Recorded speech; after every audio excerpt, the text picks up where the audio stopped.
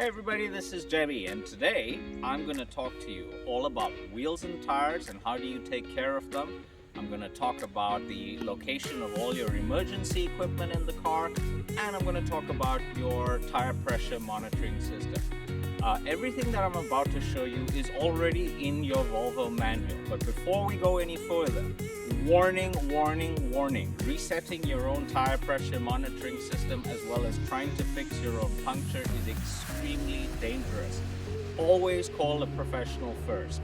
The only reason I'm showing you this stuff is because it's in your manual, but second of all, I want you to be well prepared in case you ever have an emergency. A puncture in your car. The first thing I want you to do is press that button on your roof on the left that says SOS and call for help, because emergency services will know where your location is and roadside assistance will be sent to you.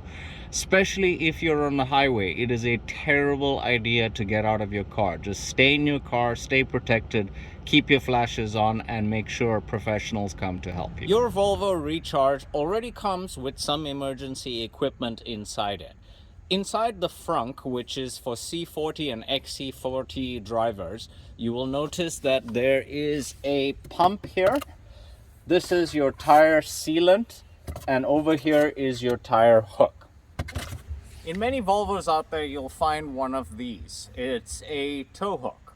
And in case you've ever wondered what this does, is it over here you'll see a tow hook cover. If you pull that off, you can screw the tow hook inside there and then use that to tow your car so you don't wreck your bumpers. In the back of the car, the standard equipment that you'll normally get in XC40 Recharge, you'll find that there's a jack back there, and you'll find a tire iron. And the tire iron is to remove the wheel nuts. And if you ever see one of these things, it is basically to remove the wheel nut covers easily, so please don't throw it out. It's very useful. Then I want you to all start investing in a little bit of emergency equipment and carry it around at all times.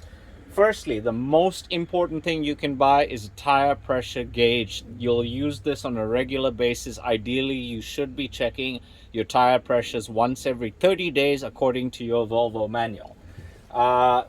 You should also get a little emergency like first aid kit, and maybe a torch inside there is a good idea. Keep some gloves, because working on cars can get a little bit messy, especially if you're trying to inspect tires and feel around the back of them. And lastly, jumper cables. You'll never know when either you or somebody else will need them. When I got into my car the other day, this was the message that I saw: tire pressure low, and to check the center display. So what I'm going to do is I'm going to first put the car in drive, and I'm going to press my parking button like this, and we're going to go OK. Can you see the amber light in the top right corner over there? If there was any kind of malfunction in our TPMS system, what would happen is that amber light would flash, flash, flash, and then stay steady. If that happens, you know you have a problem with your TPMS and you need to go and see service. Next, what you need to do, go over to your center display like this and hit the app screen button that's down there. And you will notice that when you do this, close that up like that, you have to go over to car status. Now, we went into car status, and as you can see, it is indicating that all 4 tires have an amber. We know it's winter, so I feel pretty positive. I don't think this is a puncture. I think this is just low tire pressure. If it were just one wheel, you should be even more cautious, because most likely there is a possibility that it could be as a result of a puncture. Your Volvo manual says the following things about tire pressure. You'll find the location of the correct tire pressures here on the driver's side door jamb. It says in here that for the XC40 Recharge on my car, 41 is the front PSI and 42 is the back PSI. This may seem like a lot. Volvo actually says that you must always measure your tire pressures when cold. And what cold means is when the tire is the same temperature as the ambient air around it. If the temperature goes up, Volvo manual also actually says not to release air from your tires because it is designed to expand. The indication I got on my center display showed the tire pressure monitoring system saying that all 4 tires were actually low. What you need to know about your tire pressure monitoring system is it's designed to come on, give you that warning when it has lost 25% of its pressure. In other words, my PSIs should be around 40, so 41 and 42, but they need to get to 30 before the TPMS goes off. That's exactly the reason why you should be checking your tire pressures on a regular basis, because all that time you're losing pressure, you're actually running high rolling resistance on your car. And if you're an EV driver, you don't need any more resistance. Range is always something you worry about.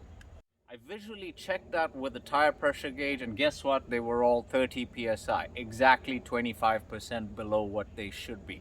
Completely explains why the TPMS system went off, but I should never ever assume that it is just low pressure. It's a good idea. Use your gloves, feel around the back, visually inspect, and at this point, my first course of action should not be to pump up the tires. It should be to go to a tire center, because they have the ability to rotate this in water and check for actual punctures. But second of all, they have nitrogen, and nitrogen inflation is way better for your tires. It is less prone to expansion than regular air.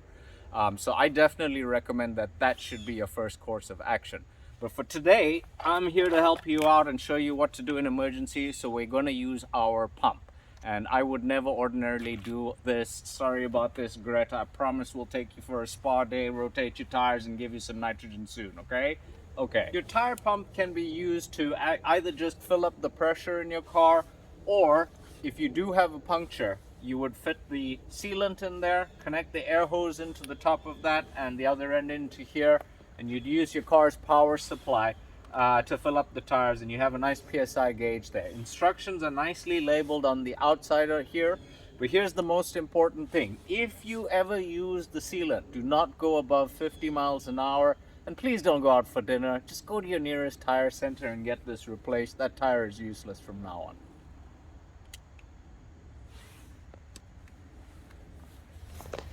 This last part here, I filled up all my tires here, but the last part that I wanted to show you is just for your own knowledge.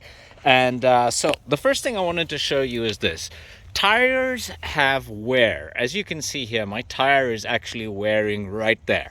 And tires wear at a different rate because in America, as an example, we tend to take a lot of right turns, and so one wheel is going to do more distance than the other, and so you will have more tire wear. So while you're here, one of the things I'd like you to do is visually compare the tire wear here to the tire on the other side, because especially for EV drivers, you only get your services once every 20,000 miles. And so in this case, I've only got to 10,000 miles, and I can clearly see that there's more brake wear on one side than the other. So I'm going to be having a discussion with my service advisor about whether or not I need to rotate my tires at 10,000 miles instead of waiting for my 20,000 mile check. And I also just wanted to show you, for those of you who don't know, if you look inside here, you have this big disc, which is your brake rotor. And right down there, you'll see like a big black block of cheese. That is your brake pad. And as you can see, because I drive on one pedal so much, I have hardly used those brakes at all. Another advantage of being an EV driver. Okay, I'm back in the car now, and as you'll notice, I still have an amber light there, and when I look over here, it still shows amber. The next stage, I know I've visually filled up all the tires and I've checked the pressures manually, so I'm going to hit store pressure, and it goes pressure must be stored after adjusting the pressure or if tires are changed. So I'm going to go confirm, done. And so it says this may take some time and will finish automatically. In most other cars out there, you have to drive the car at about 35 miles per hour in order to make sure that it has taken on the new pressures.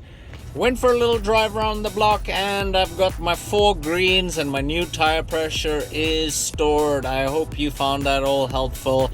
The next thing I advise you to do is set a reminder that you check your tire pressures every 30 days, especially if you're an EV driver, and that way you can prevent rolling resistance and get the most range and the least consumption of your battery.